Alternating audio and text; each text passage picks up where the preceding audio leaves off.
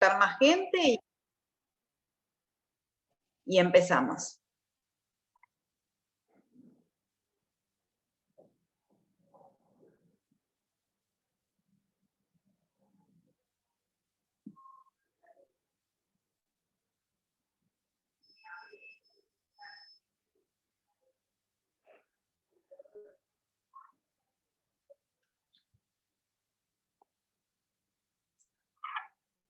Bueno, mientras voy a ir presentándola a Camila. Todos me conocen a mí, espero que todos me conozcan. Estoy acá debajo de este gorro porque estamos en plena actividad en el quirófano. Mi nombre es Lorena Yaigorowski, yo soy anestesióloga aquí en la Fundación Hospitalaria bastante tiempo, no voy a decir cuánto. No sé si todos saben, pero hace un tiempo contamos con la presencia de residentes rotantes de diferentes hospitales que vienen a rotar con nosotros, los anestesiólogos, anestesia pediátrica para atenderse. Camila es una de estas rotas. Tenemos el privilegio de tenerla a Camila por 6 meses. Ya a fin de agosto está terminando su rotación y se está escuchando entrecortado, me dicen. Voy a tratar de conectarme, esperen, voy a tratar de conectarme con otra línea de internet. Esperen un segundito. Ya me conecto, ¿eh? Aguárdenme que voy a tratar de conectarme con algo que es un poco más estable.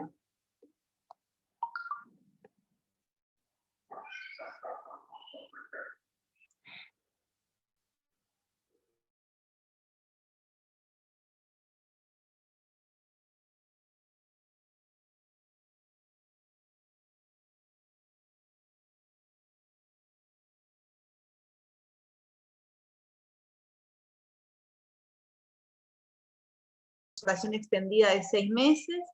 Ella ya termina la rotación con nosotros en agosto, pero durante su rotación se interesó mucho por todo lo que es analgesia postoperatoria, que es un tema que siempre nos ocupa en todo sentido. Nos preocupamos porque tratamos de brindar una atención centrada en el paciente y en eso estamos para poder brindar al paciente los mejores beneficios respecto de su estadía en la institución, tanto sea un paciente ambulatorio como un paciente que va a quedar internado. Y entre esos beneficios y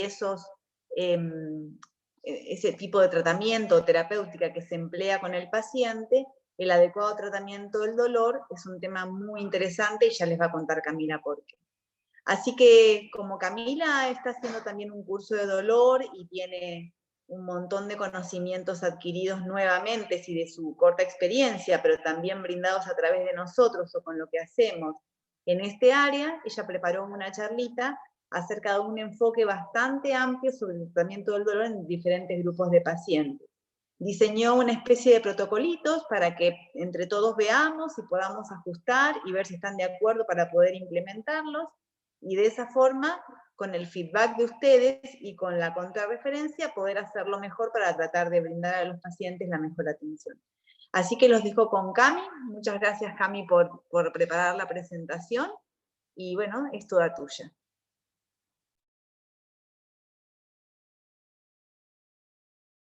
Bueno, buenas tardes a todos. Espero que se entiendan, me pongo un poco nerviosa, no es lo mío dar clases, pero bueno, cualquier cosa me dicen. Pongo compartir pantalla.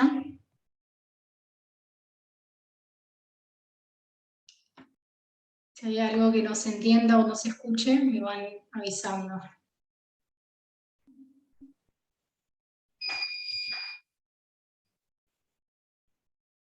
Bueno, antes de empezar, quería decir que gran parte del contenido que voy a desarrollar en el decorrer de la charla está, como decía antes Lorena, está influenciado por el curso de dolor del Hospital Garrahan que estoy realizando ahora. Parte del contenido que aprendí en el curso y parte de la bibliografía aportada por los docentes de ese curso están volcados en esta charla.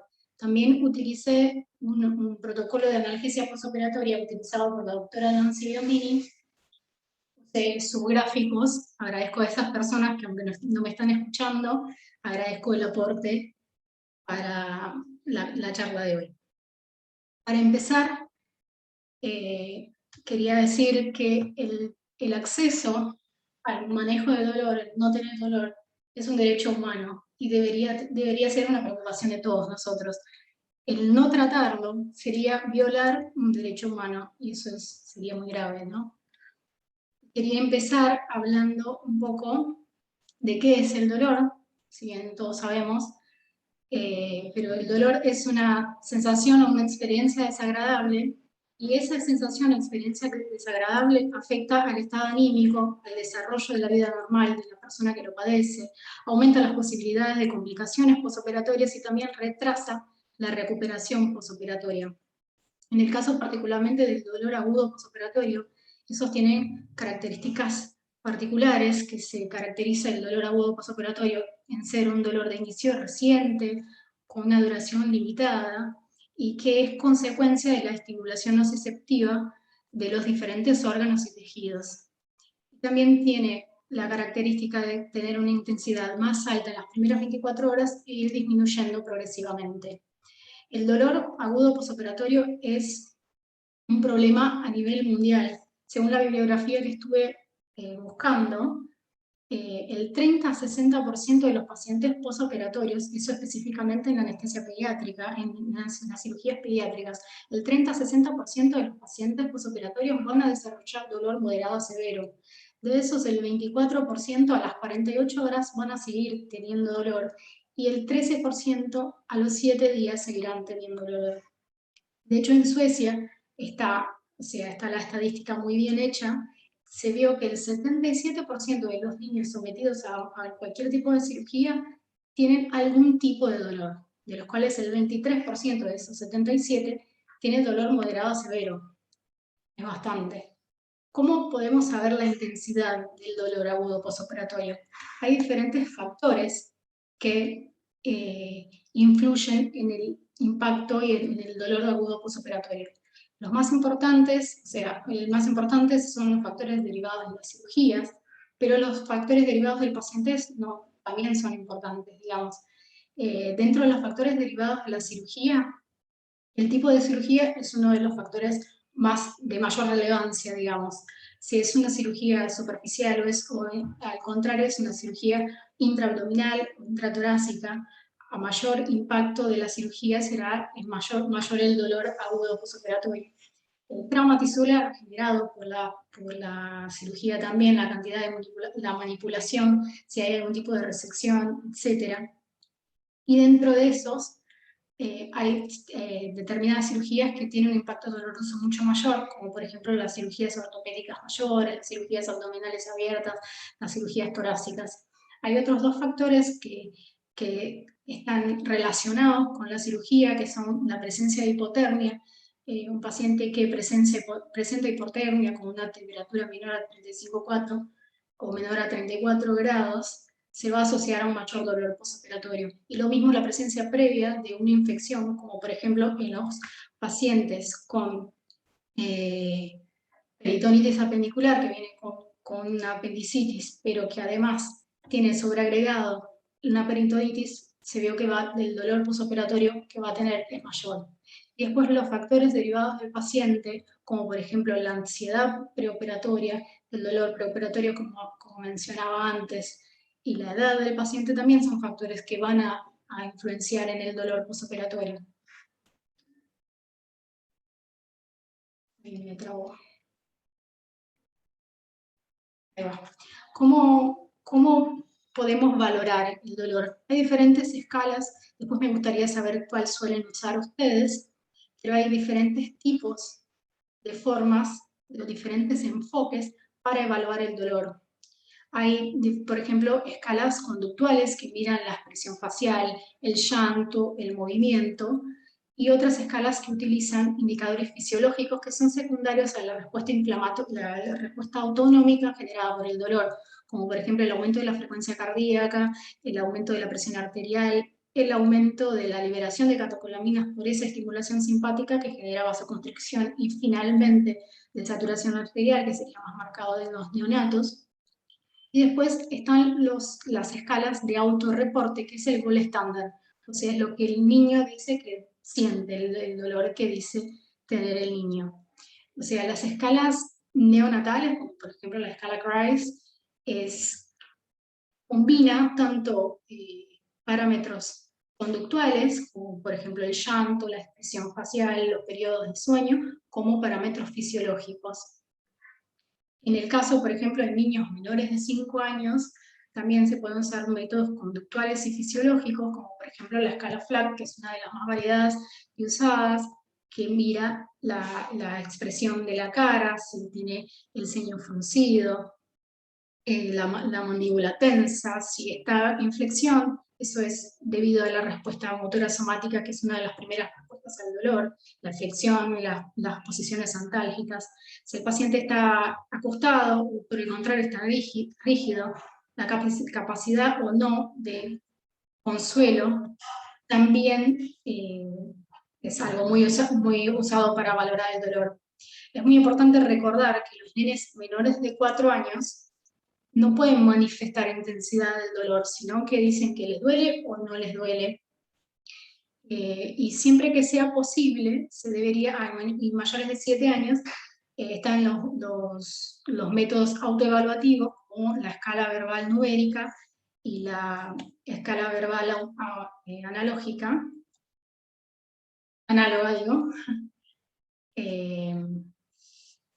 como es, que son métodos autoevaluativos, que es el gol estándar. Siempre que se puede, hay que intentar que, dependiendo de la capacidad cognitiva del niño y la edad, para discernir el dolor, eso es lo ideal. Y cuando hay dudas, se pueden combinar diferentes escalas. Ya me contarán ustedes qué suelen usar ustedes para cuantificar el dolor. Otro punto importante es saber cuándo valorar el dolor. En la primera hora posoperatoria deberíamos valorar el dolor cada 15 minutos. En las siguientes 4 horas, en forma horaria, y después de las 4 horas, cada 4 horas deberíamos valorar el dolor. Y en el caso de que no esté alcanzando la analgesia posoperatoria, se debería rever el plan analgésico que se está usando. Y en el caso que haya también un reporte de dolor o requiera la administración de un rescate, eso va a depender, la reevaluación va a depender el tiempo, qué vía se utilizó para la administración del rescate.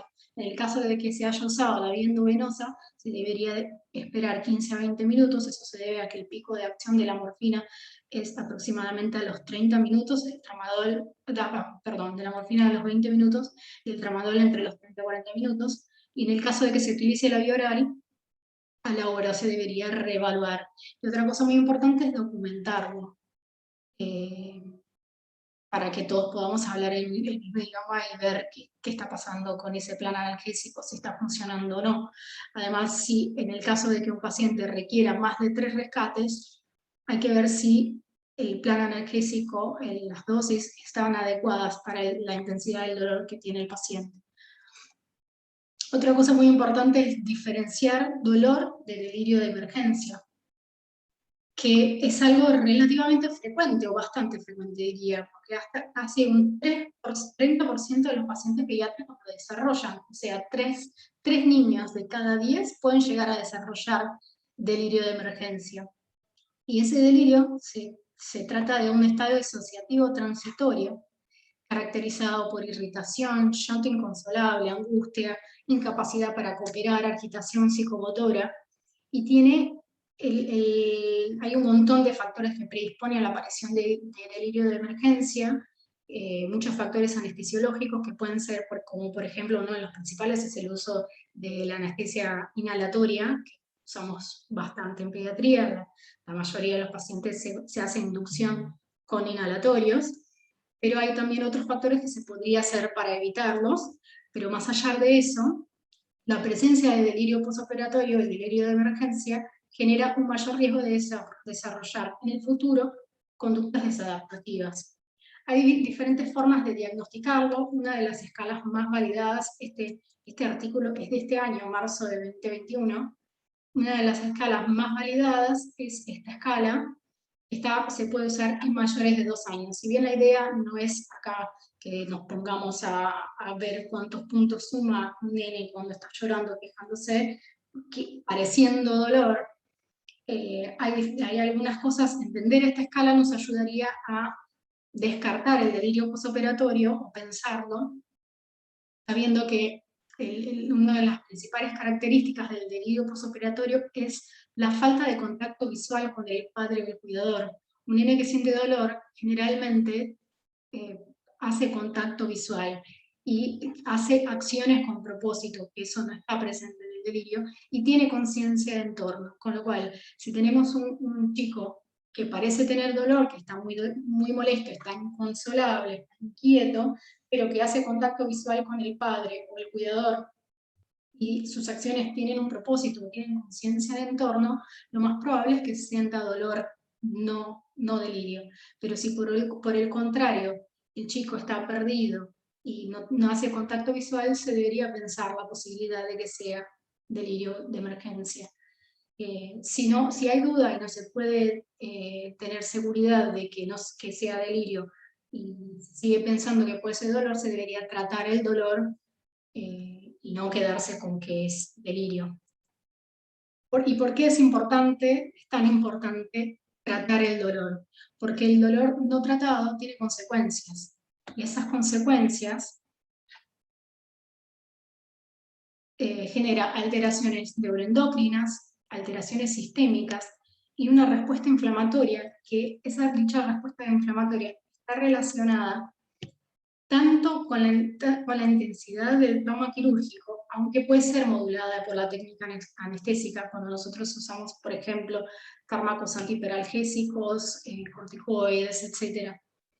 Pero finalmente las consecuencias de ese dolor maltratado son varias y repercuten en diferentes sistemas, como por ejemplo en la coagulación, siendo el paciente postquirúrgico un paciente que tiende a la hipercoagulabilidad de por sí, por diferentes situaciones que le ocurren, como por ejemplo la disminución de los anticoagulantes naturales, el aumento de la actividad plaquetaria, el aumento de la viscosidad plasmática, la disminución de la fibrinolisis. Eso que sumado a la presencia de dolor y la inmovilidad que genera ese dolor, potencia ese estado de hipercoagulabilidad. Por otro lado, en el sistema inmune, las alteraciones neuroendocrinas que genera el dolor, con el aumento del cortisol, la hiperglucemia, el aumento del catabolismo, genera una inmunosupresión y un aumento del riesgo de infecciones, lo que generaría finalmente una mala evolución posoperatoria. A nivel cardiorrespiratorio, como había mencionado antes, la activación del sistema simpático con aumento de la frecuencia cardíaca, la presión arterial y la contractilidad, todo eso en conjunto generaría un aumento de la demanda miocárdica de oxígeno. A nivel del tracto gastrointestinal, la presencia de delirio posoperatorio, que si bien es un efecto adverso de los opioides que tratamos para usar en el dolor, y también es secundario a la respuesta inflamatoria local, especialmente en el caso de las cirugías abdominales, también puede ser consecuencia del dolor debido a los reflejos inhibitorios simpáticos secundarios al dolor. Y a nivel del sistema nervioso central, la plasticidad neuronal genera facilitación de la transmisión del dolor y por eso hiperalgesia. Acá hay un cuadrito que sintetiza todo lo que acabo de decir y muestra también otras consecuencias del dolor que finalmente se van a traducir en, por ejemplo, una neumonía por la inmovilización y la disminución de la función pulmonar, al estasis venoso y finalmente una trombosis, al aumento del consumo miocárdico de oxígeno y isquemia miocárdica, que no sería algo muy frecuente en los niños, pero es una consecuencia posible, y todo eso genera finalmente una mala evolución posoperatoria. Otra consecuencia del dolor agudo posoperatorio no tratado, maltratado, es el dolor crónico posoperatorio, la cronificación del dolor. Y eso se ocurre cuando el dolor persiste tras 3 a 6 meses de la intervención. Y se debe al daño de estructuras nerviosas. Todas o casi todas las cirugías implican un daño nervioso, ya sea de forma directa por las incisiones y la sección directa de diferentes nervios, como el daño indirecto por la inflamación que genera la intervención quirúrgica. Y todo ese daño en las estructuras nerviosas son lo que posteriormente genera el dolor agudo, el dolor crónico posoperatorio, que va a tener características diferentes del dolor crónico, del dolor agudo, porque justamente es un dolor de tipo neuropático por esas lesiones nerviosas. Hay mayor incidencia de dolor crónico posoperatorio a mayor lesión tisular, y el principal factor predictivo de dolor crónico posoperatorio es la intensidad del dolor agudo. O sea que ese es el principal factor predictivo, perdón, en medio estoy admitiendo gente, es un importante factor predictivo para la cronificación del dolor, la presencia del dolor agudo posoperatorio, porque su existencia se relaciona con mecanismos de sensibilización neuronal y fenómenos de neuroplasticidad propios del dolor neuropático. Particularmente en el caso de las cirugías ambulatorias, la incidencia del dolor crónico posoperatorio es un rango bastante amplio, puede llegar a ser hasta un 57% en las cirugías de mama, un 4 a 37% en las hernias inguinales y 5 a 56% en la colecistectomía. Hay diferentes estrategias terapéuticas para el abordaje del dolor. El pilar fundamental y que debe estar siempre son las medidas no farmacológicas, que ahora las voy a detallar, y eso debe ir sumado puede haber una analgesia sistémica exclusiva, ya sea por vía endovenosa o por vía oral, o la analgesia sistémica más bloqueos regionales o diferentes técnicas intervencionistas, ya sea las técnicas neuroaxiales y los bloqueos regionales. Esta última estrategia terapéutica es la ideal, ya que al tratarse de una estrategia multimodal, actuamos sobre diferentes lugares y la presencia de bloqueos regionales nos permite disminuir el requerimiento de opioides postoperatorio y el número de rescates también que va a necesitar ese paciente en el postoperatorio.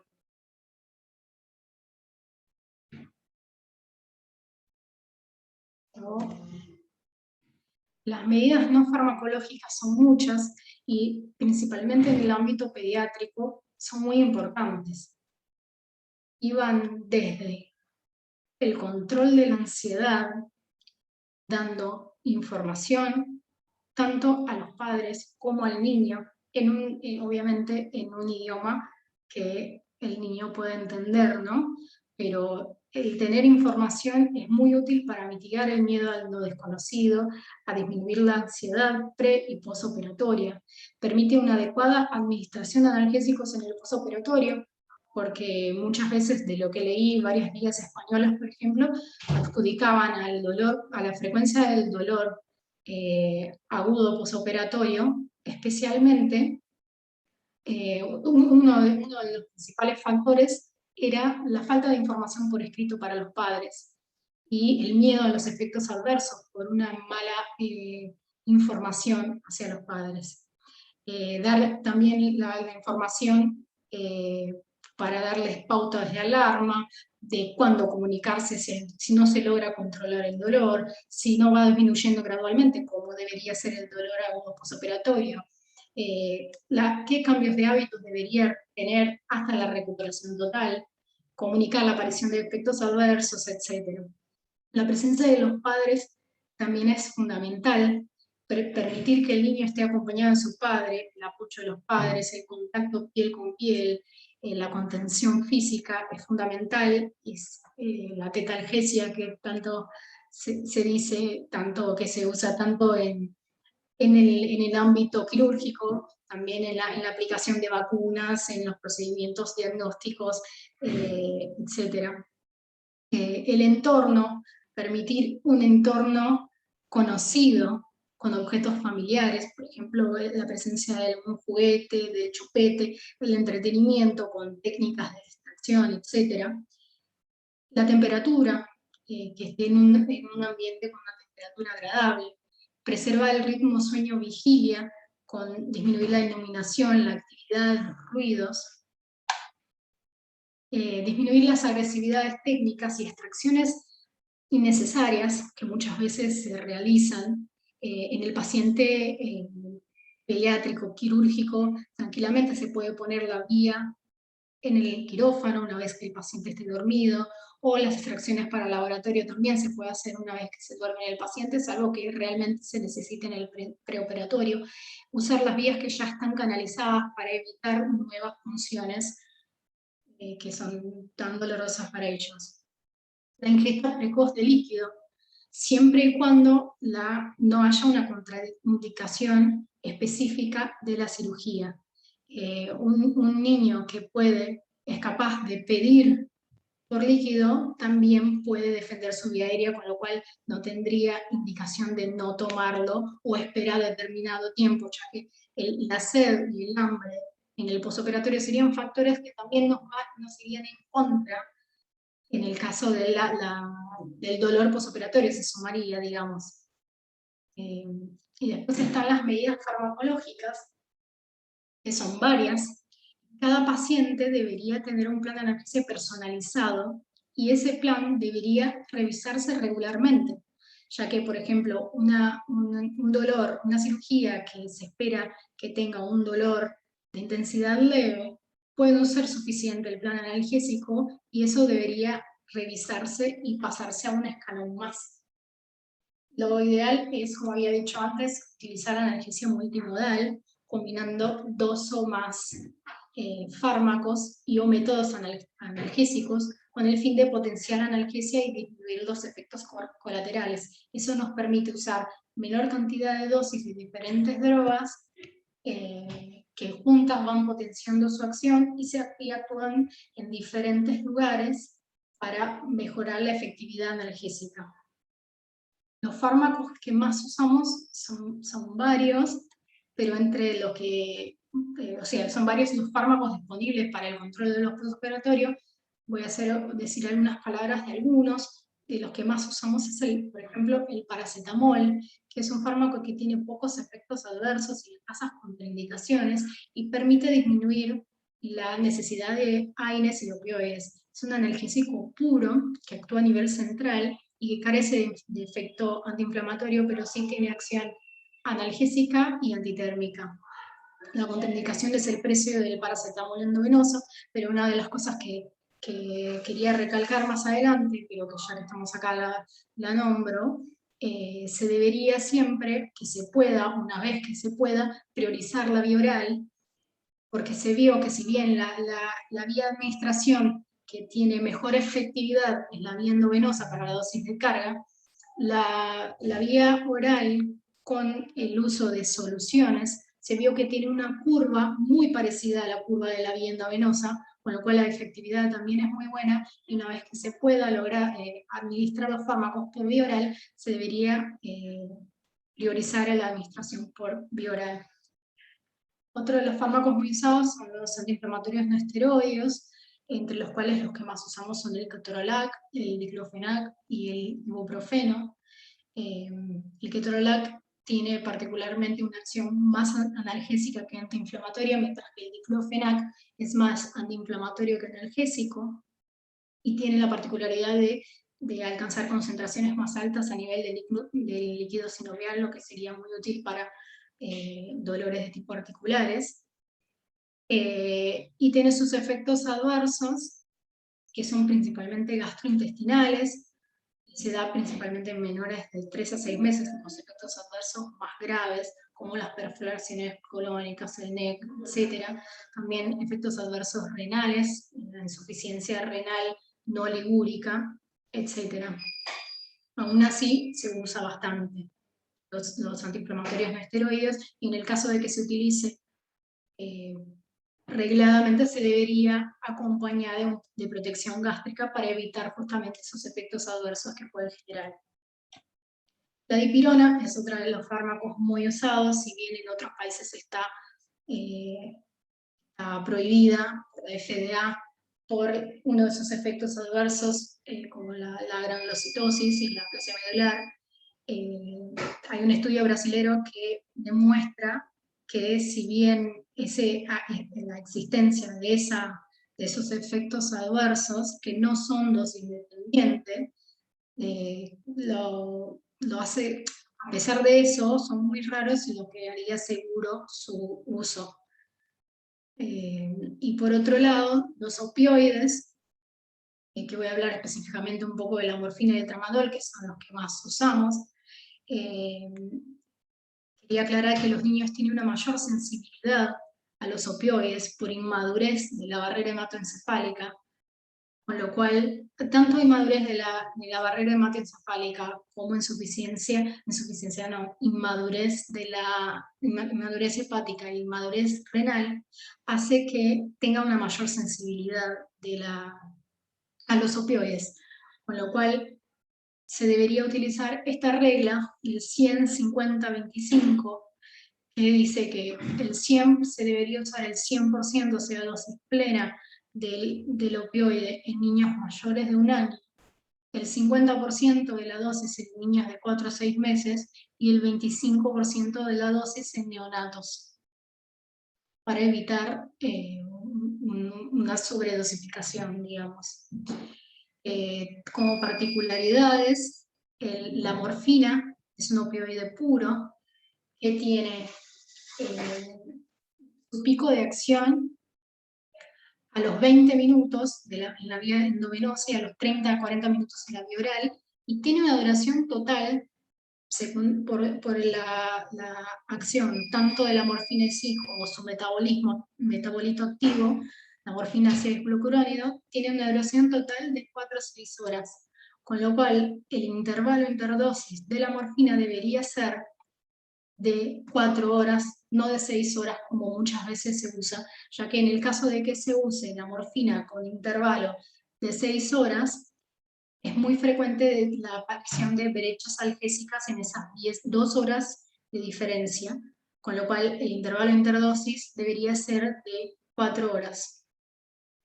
Y es muy importante en el caso de que se utilice morfina en infusión continua, lo mismo para el tramadol, la monitorización continua de los signos vitales y tener en cuenta el uso de naloxona como antagonista en el caso de depresión respiratoria, que es uno de los efectos adversos más temidos de los opioides. Y el tramadol, que es otro opioide que usamos bastante, si bien la FDA prohíbe el uso de tramadol en menores de 12 años, se usa off-label el tramadol continuamente, no debería usarse en neonatos, pero se usa en pediátricos cotidianamente, digamos. Se caracteriza por ser un opioide dual, que tiene un 30% de acción opioide, un 70% inhibición de la recaptación de monoamina, y tiene un pico de acción alrededor de los 30 minutos de la vía endovenosa y una duración de acción de 6 a 8 horas, con lo cual el intervalo interdosis debería ser de 6 horas, por lo mismo que explicaba de la morfina. Y también se debería usar la misma regla de 100-50-20 para evitar la sobredosificación. Otra estrategia terapéutica son las medidas intervencionistas, entre las cuales están los bloqueos neuroaxiales y los bloqueos regionales. Los bloqueos neuroaxiales, tenemos 2 opciones, que son el bloqueo raquídeo, que se usa principalmente para el intraoperatorio debido a su duración corta, pero tenemos la posibilidad del uso de morfina, una droga hidrofílica, que hace que la duración de su acción sea más larga. El turno seguramente sea mañana, pero nunca no salía bien. Pero puede salir ahora. Perdón, no sé cómo silenciarlos. Ahí está. Listo, Cami, yo te ayudo. Ahí está. No sé cómo silenciarlos. Bueno, decía, tenemos la posibilidad en el caso del bloqueo neuroaxial, el uso de morfina, que de hecho se usa en las escoliosis como la cirugía que estamos haciendo ahora, el uso de morfina intratecal, que nos permite una analgesia mucho más prolongada en el tiempo, con la particularidad de los 2 picos de la morfina, el pico temprano alrededor de las 6 horas y el tardío, o sea, dentro de las 24 horas puede hacer una depresión respiratoria, con lo cual el paciente debería estar monitorizado.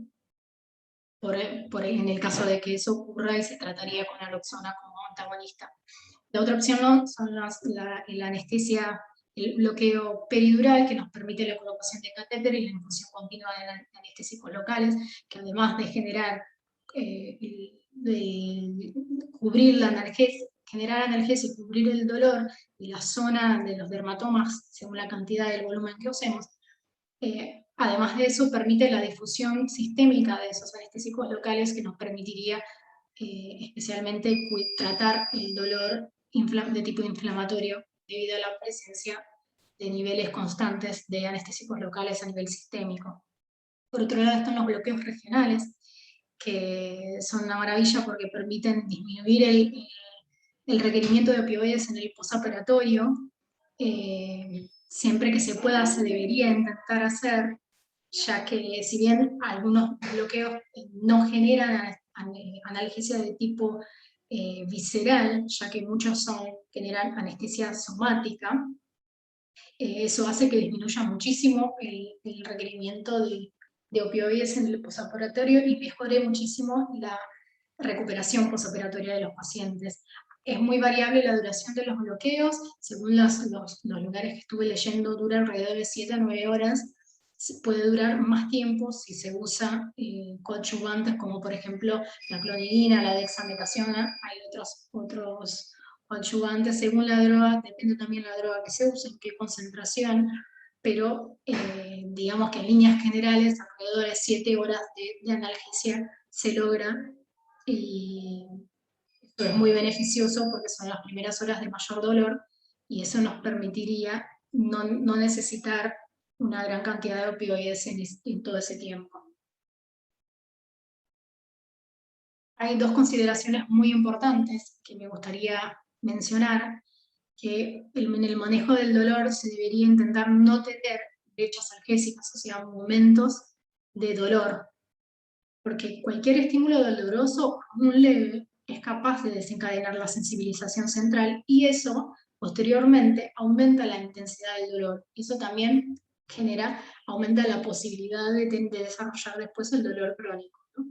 Y también la presencia del dolor preoperatorio es un factor importante a tener en cuenta, ya que un paciente que entra con dolor, por ejemplo, un paciente con una fractura, una peritonitis apendicular, etc., esos pacientes que ya tienen dolor probablemente van a tener un dolor más intenso en el postoperatorio. Y la idea del manejo, el objetivo nuestro, digamos, el manejo del dolor de ese paciente es evitar una mayor sensibilización central de la que ya trae. Un plan analgésico debería constar de una dosis de carga, que es una dosis que nos permite llegar rápidamente a la ventana terapéutica en la que el fármaco actúa, digamos. Si no usamos, en el caso de no usar la dosis de carga, necesitaríamos el tiempo equivalente a 4 vidas medias para poder llegar a la ventana terapéutica y que el fármaco tenga su efecto, esté en el rango terapéutico y tenga su efecto pleno. Con lo cual es muy importante la administración de dosis de carga. Luego, una vez alcanzado ese pico de acción dentro de la ventana terapéutica, se debería usar la dosis de mantenimiento. Y esa dosis de mantenimiento puede ser o reglada o en infusión continua. Las dos formas son válidas y hay diferentes factores que nos llevan a elegir uno o el otro. Por ejemplo, en factores estructurales, la presencia de tener o no bombas de infusión disponibles para poder administrar una infusión continua de opioides, por ejemplo, la disponibilidad de enfermería para administrar en forma reglada en el horario que se necesita las drogas, digamos. O sea, son varios factores a tener en cuenta. Por otro lado, en el caso de, por ejemplo, el paracetamol y los AINES, al ser inhibidores enzimáticos, tienes mejor efecto o mejor efectividad en su pico plasmático, con lo cual es mejor administrarlos en bolo, ya que una vez que llega al pico plasmático van a hacer todo el bloqueo enzimático y después no necesita una concentración plasmática estable para seguir bloqueando las enzimas, sino que ya lo hizo. En cambio, los opioides sí necesitarían mantenerse en una concentración para poder seguir bloqueando los receptores opioides. La dosis de rescate es algo muy importante y se debería administrarse ante el requerimiento del paciente o ante un reporte de dolor mayor o igual a 4 de la escala verbal numérica o su equivalente según la escala que se utilice. La dosis de rescate en general es el 10 a 25% de la dosis de carga del opioide. En el caso del dolor leve, que no se va a utilizar opioide, se puede usar igualmente un 10 a 25% de lo que se correspondería a la dosis de carga. La dosis anticipatoria o incidental, que muchas veces no se usa y que también es un potencial estímulo sensibilizador central, digamos, se debería usar 10 a 15 minutos antes del estímulo. ¿Y cuáles son los estímulos?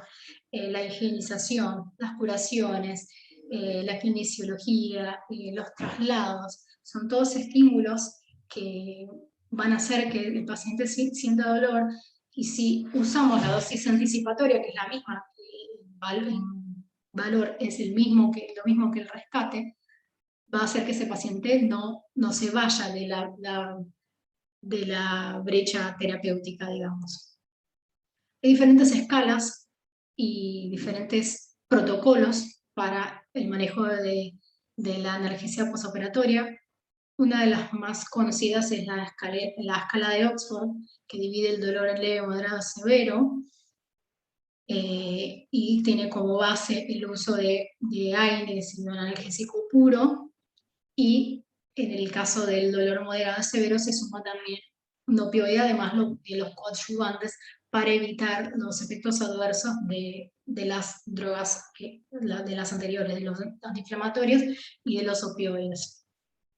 En el caso del dolor leve, como por ejemplo en una osteoplastia, en una hernioplastia, en la extracción de un neo, etcétera, se puede usar. Hay diferentes esquemas, acá puse el cuadrito con las dosis, que si se fijan, en mayores de 1 año, todos tienen la misma dosis, 20 miligramos kilo como dosis de carga, incluyendo la vía oral, y como dosis de mantenimiento también tienen la misma dosis, 10 miligramos kilo cada 6 horas, también tienen el mismo intervalo. Como por ejemplo, para que no sea aburrido, les doy un ejemplo: si tenemos un paciente que se va a operar de fimosis, una osteoplastia, un paciente de 20 kilos, deberíamos usar, por ejemplo, nombro la dipirona, ya que acá no tenemos el ibuprofeno por vía endovenosa, con lo cual en el primer momento no podríamos usarlo, si después cuando recupere la vía oral. Pero si usamos dipirona, usaríamos una carga de 20 miligramos kilo, para un paciente de 20 kilos serían 400 miligramos, y como mantenimiento 200 miligramos cada 6 horas. Con una dosis máxima de 800 miligramos por día. Eso es algo también a tener en cuenta, qué dosis máxima podemos usar. Como rescate, de usar tramadol o morfina, que en ese caso sería para un paciente de 20 kilos, serían 3 miligramos de tramadol o 0,4 miligramos de morfina. En el caso de un dolor moderado, ya se usa basalmente un opioide, puede ser tramadol o morfina, y se usa también el antiinflamatorio no esteroide, el analgésico puro y el opioide. También se suman coadyuvantes como por ejemplo la metoclopramida como antiemético, y la dexametasona también. También debería constar de una dosis de rescate o anticipatoria. ¿Ya alguien hablando? No sé quién. A mí me gusta. Bueno, entonces, por ejemplo, para un paciente operado, sometido a apendicectomía, se podría usar la misma dosis que dijimos antes para el mismo paciente de 20 kilos, usaríamos también 400 miligramos de carga. Muchas veces esa carga se hace en quirófano, con lo cual si la carga se hizo en el intraoperatorio, después directamente se sigue con la dosis de mantenimiento. Si esa carga no se hizo en el intraoperatorio, debería hacer primero la carga y después la dosis de mantenimiento, acorde al tiempo, al día, digamos, al horario, la cantidad de dosis que se debería hacer, ya que el intervalo debería ser cada 6 horas para los AINES, para el paracetamol, y cada 4 horas para la morfina y 6 horas para el tramadol. Entonces, por ejemplo, en un paciente sometido a una apendicectomía, debería recibir 400 miligramos de carga de dipirona, más 200 miligramos de mantenimiento cada 6 horas, y lo mismo para el paracetamol, y además debería recibir o morfina, 2 miligramos de carga y mantenimiento 8 miligramos día, sería cada 4 horas, con lo cual debería recibir 5 dosis de morfina en un día. Eso sería de mantenimiento 1,6 miligramos cada 6 horas, en el caso de que se haga dosis en bolo y no una infusión continua. El rescate. Acá pongo las dosis con la regla que había comentado antes del 100, 50, 25, en base a la edad, por lo que había explicado antes de la mayor sensibilidad de los niños a los opioides. Y en el caso del dolor severo, sería lo mismo, AINES más paracetamol más morfina o tramadol, y en el caso de que tenga un componente neuropático en el dolor, se puede sumar también ketamina, clonidina, también se puede sumar dexmedetomidina, lidocaína. Todos esos en conjunto nos va a permitir disminuir el requerimiento de opioides y atacar el dolor por a través de diferentes mecanismos. Y también debería acompañarse los coadyuvantes para disminuir o evitar los efectos adversos de las drogas que administramos, como los antieméticos, el protector gástrico, etc. Y para terminar, me gustaría presentar eso que es obviamente totalmente modificable, en el que puse, o sea, la idea es tener algo escrito como para que el paciente saliendo de quirófano pueda tener ya un plan indicado, en el que se pueda tener la información, no solo del paciente, con la edad de la cirugía realizada, la intensidad del dolor dada según la cirugía realizada, las condiciones del paciente, etc. Si se realizó dosis de carga o no, porque eso va a condicionar en el postoperatorio al médico tratante, si tiene que hacer carga o si directamente inicia las dosis de mantenimiento. Si se realizó algún bloqueo regional y en qué momento, como para después iniciar la infusión de opioides. En el mientras debería recibir igualmente analgésicos, ya que muchos de los bloqueos solo cubren el componente somático, no el visceral.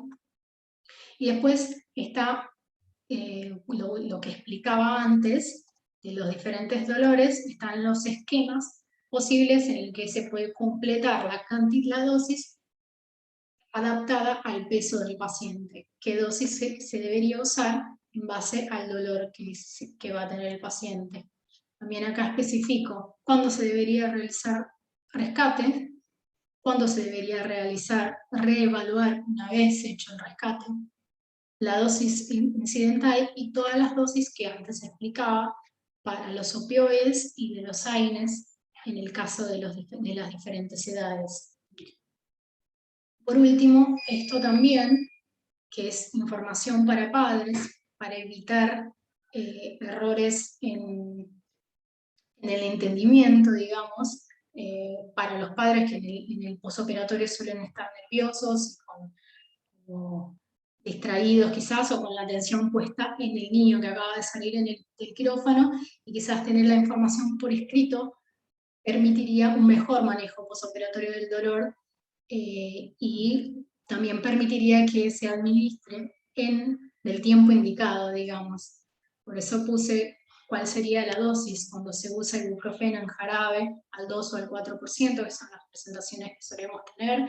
Paracetamol y dipirona, se elegiría cuál de esos o cuáles de esos. acá pues, el médico tratante puede poner las observaciones que considere, y nada, no mucho más. Muchas gracias. Bueno, muy bien, Cami, felicitaciones. Qué bueno que pudiste hacer la presentación, estuvo muy clara, muy buena.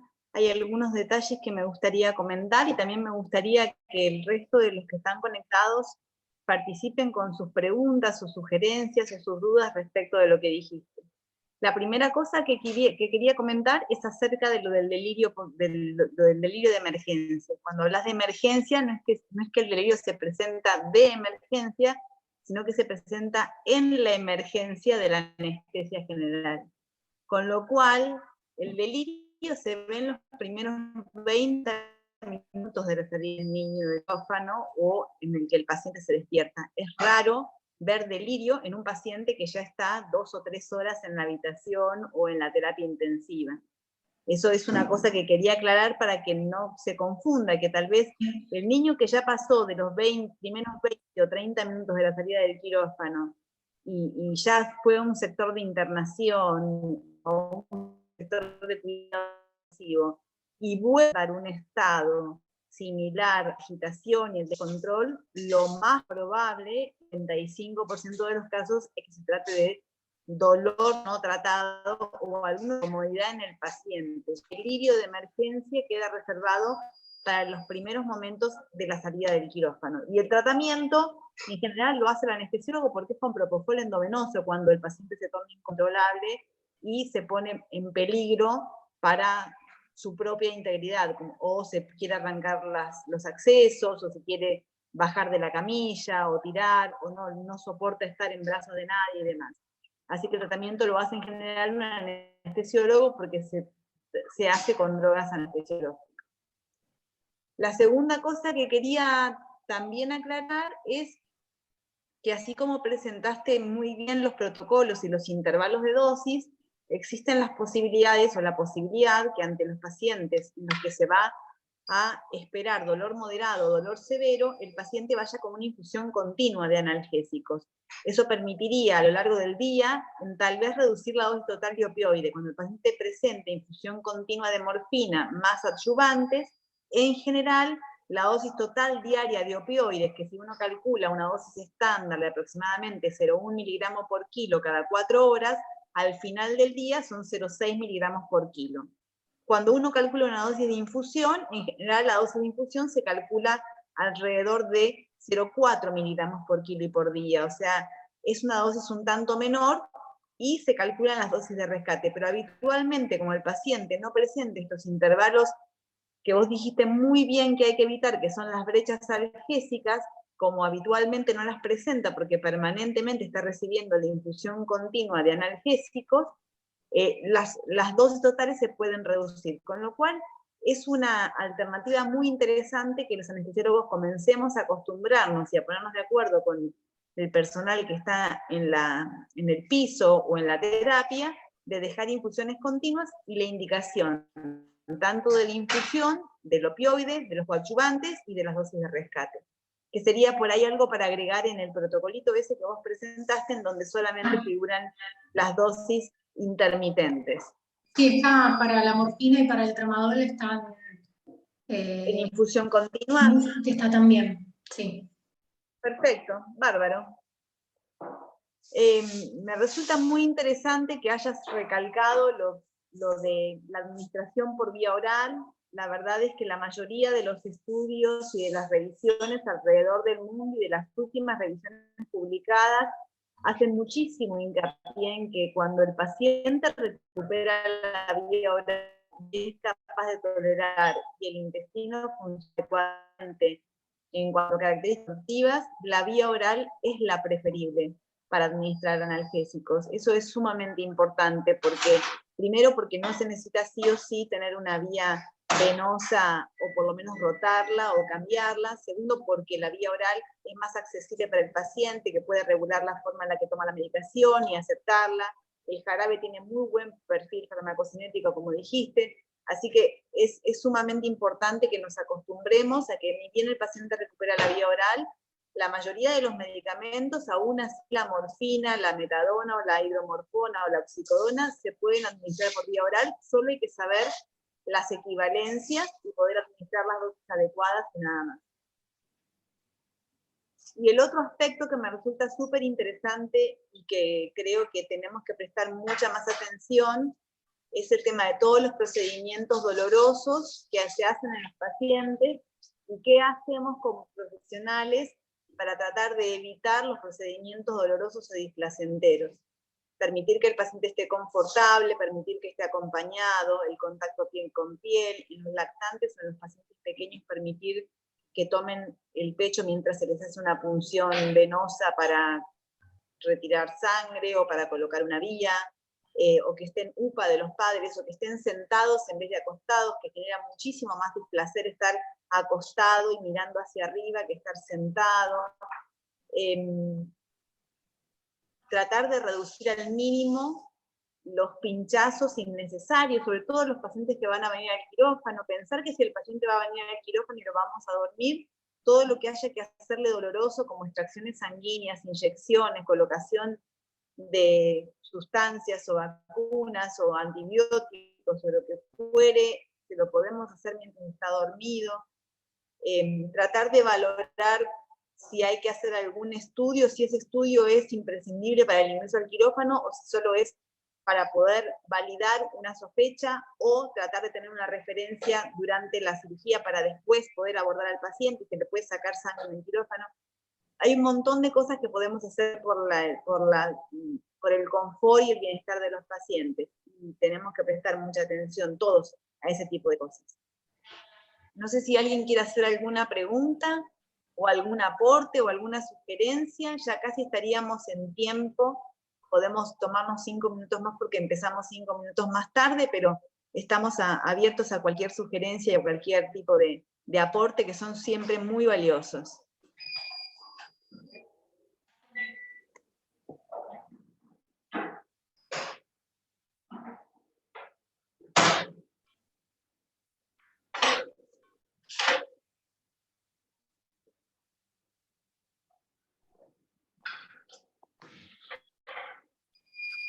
Bueno, si nadie entonces está con ganas de participar, no.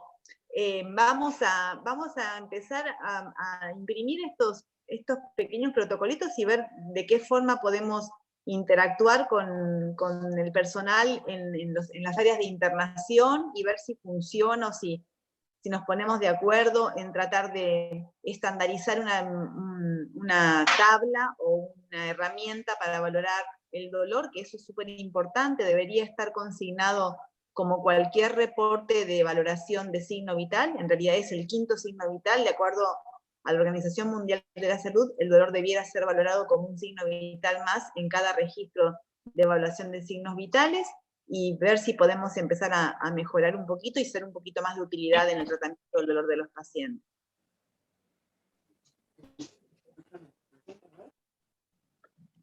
Bueno, gracias Cami, muchas gracias. Muchas gracias, gracias Camila. Lore, era un poco más que nada hacerte mención en cuanto a los protocolos estos. En la terapia nosotros tratamos de continuar lo que ustedes o ponen como analgesia y todo, así que la verdad que teniendo estos fundamentos y teniendo este respaldo, nos hace a nosotros también pensar en cómo nosotros colaborar en el confort y el seguimiento de estos pacientes, así que gracias por la presentación. Gracias, Elber.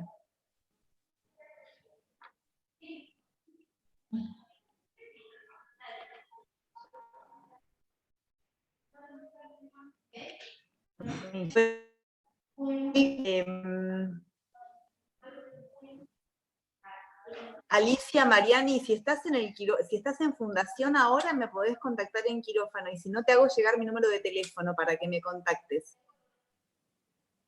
Hola, Alicia, ¿cómo te va? ¿Cómo estás? Estoy en mi casa, estoy abrazada al gato para que no aparezca en la casa. Estoy en mi casa, así que después nos comunicamos por teléfono. Dale, perfecto, Alicia, nos comunicamos. ¿Vos tenés mi número? No, pero alguno me lo puede pasar. A lo mejor Oscar Dale, o sí. Julia. Si no, pido el tuyo y te Dale. llamamos. Oscar y Julia lo tienen. Exacto, buenísimo. Bárbaro. Bueno, muy bien, muchas gracias. Muchas gracias, Gracias a por todos, estar. saludos. Y gracias por estar para cuidar a los pacientes.